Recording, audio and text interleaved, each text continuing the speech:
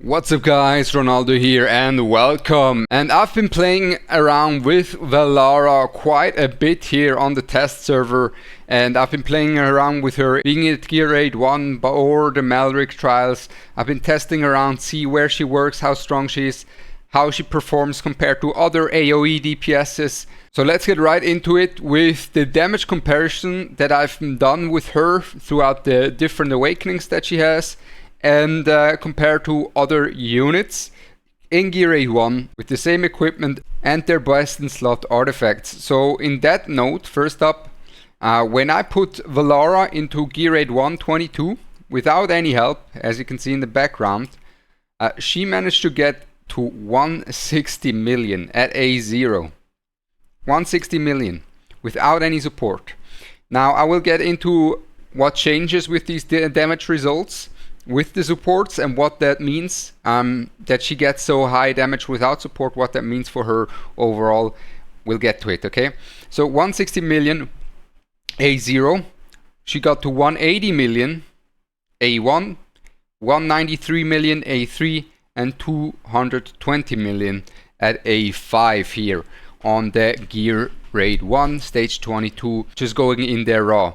Now compared this to Ingrid, who was able to get 100 million at A0, 146 million at A3, and 160 million at A5. And then we compare it to Magda and Valk. Valk only 50 million, we will get into why that's the case, and Magda only 60 million, we will get into that why that's the case as well. So first up, why is Valk so low compared to Valara and Ingrid? First up, that is simply because Valk scales up during the fight, and if she's in the fight by herself, the fight doesn't last that long, and therefore a lot of her value she gets from her passive, getting her bonus attack, a lot of bonus attack, is not going to be counted in here. And the thing about Magda is she profits a lot from her faction as well, from slows and everything, and she's not able to get the full value from her lord bonus in here. Whereas Ingrid and Valara, they have one thing that is very similar, and the reason why Valara is so good by herself is not just her high attack, but also because she does true damage, a lot of radiant erosion, and the biggest part is her magic res shred of 30%. Being able to shred 30% of the enemy's magic resist helps her a lot to deal a lot of damage throughout high resistant enemies. And this right here shows us how capable she is by herself, without any need of someone else to help her out in terms of getting through defense or anything. And that's a big indication of her strength already. As we can see, I mean, the damage is nuts, but that's not all. That's not all. So as in terms of the Malric trials, for example, I figured she's very strong, very, very strong. But is she gonna be automatically winning you the Malric trials? Of course not, right? You need to think a little with the Malric trials, how you want to do everything. And she's a very attention-hungry unit that can give you more and more value the more attention you give to that unit. She's basically the opposite of a Ingrid in a fight. Like Ingrid, you just place in there and you let her go. You don't need to bother about the Ingrid. Whereas Valara is the opposite. She has high upside depending on player capabilities, but this makes her more attentive. You need to take care of more things, and you really got to be locked in when you're playing her if you want to use her to her highest capabilities. Now, something that you can already see in the background here in the Malric trials is something that I've tried to use her for, is to make her AoE decide on the right and the left at once. But the issue is when the units are too much lined up away from each other.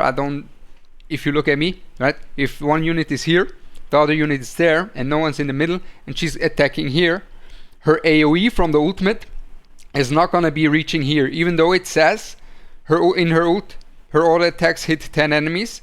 If the enemy she's targeted in is over here on that tile here, and the other enemy is over there, even though that other enemy is also in the range, she's not gonna hit that enemy. So this is a slight downside that you need to consider when using her.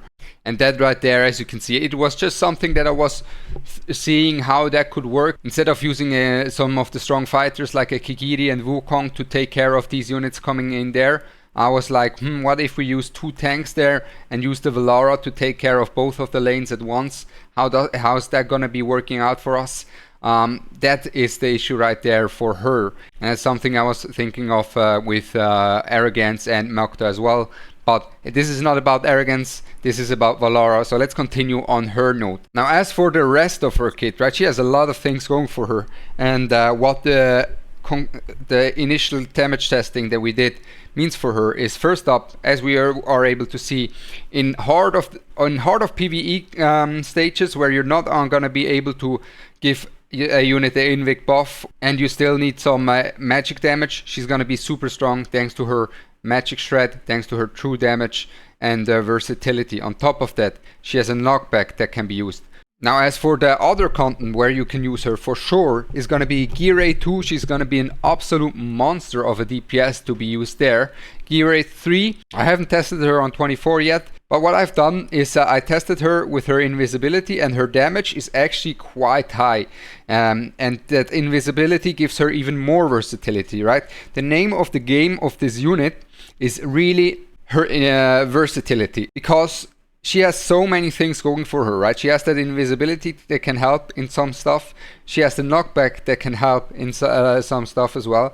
She has a lot of AoE magic damage, but the AoE magic damage, that can be replaced, right? But she has a lot of magic damage, and the main part is really, she's a platform and a ground tile unit.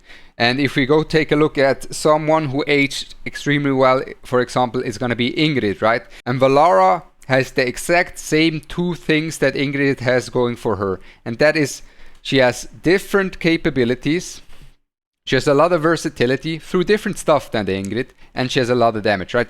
Doesn't matter if a unit is flexible, a DPS is flexible in terms of use cases if the unit is not gonna deal any damage as a DPS.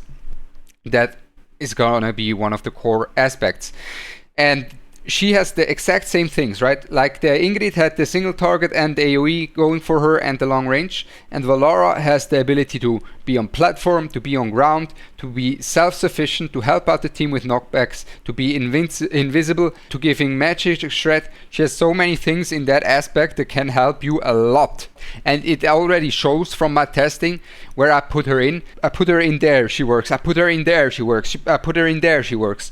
She's so versatile.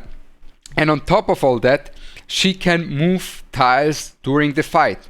Now on that note though, on the tactician note though, keep in mind, this is gonna be something that we will need to figure out as time progresses, because it requires some creativity for you to actually be able to make a full use of her kit, and to be able to use the fact that she can move around during the middle of the fight and you don't need to swap out a unit.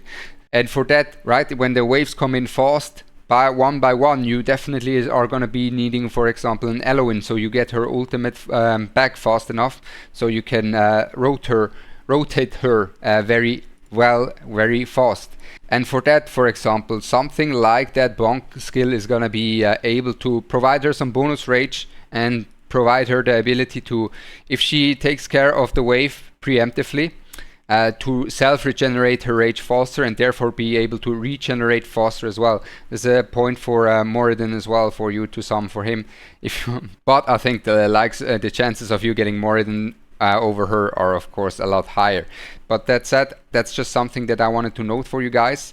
I think Moradin can help her a lot in that aspect. Not only is the deployment cost reduced by 5 very, very good, the ability for her to, if she preemptively kills off a wave, regenerate rage, is gonna be important for her to be able to swap around lanes faster and be able to actually use her tactician tool to a higher degree. Because from my testing so far, it's not that easy to really make full use of the tactician trait, as waves can come in fast. You need to have her ult ready to swap her and back and then swap back, you know. and there are currently very strong units in the game that can take care of waves themselves. For example, the likes of Kigiri, Valderan, Phineas, who else do we have? Wukong, you know, these guys. And they enable you to have just 2 units deployed to take care of 2 lanes at once. Whereas with a tactician, you would have a tank, and a tactician who is gonna be going from lane to lane. And that tactician has to have fast enough rage regen to be able to actually get to the lanes fast enough through their ultimates when the next wave is coming in on the other lane. So that is something to note. But the tactician class in it itself gives us more versatility, more flexibility in terms of finding solutions in that aspect. And that's how you are going to have to use the Valara, is by having a tank there, and use her just to hop around, deal damage, or just have her stationary as a stationary tower and just shred through enemies this way. Because she's invisible, right? She cannot just block anything, she cannot tank and block anything unless she can just burst through it, which is gonna be very hard even if she does a lot of damage. So that is something additionally that I wanted to note in terms of her invisibility and the tactical deployment aspect. So in a whole, what I can tell you guys about Valara is gonna be her versatility is through the roof, thanks to her providing magic shred, thanks to her dealing insane amounts of damage. That adds to her versatility. The main value comes from her versatility. Thanks to her being a platform and a ground unit. Thanks to her being able to swap positions. And we're not done yet. Thanks to her having invisibility as well. And on top of that, thanks to her having a knockback. And as you can see, it barely even stopped. And of course her damage. Her damage is ridiculously high, but as you can see from me listing that out, she has so much versatility baked in her kit that she is gonna be an absolute game changer for everyone who gets her. And she's just broken. I just say how it is. She's super busted.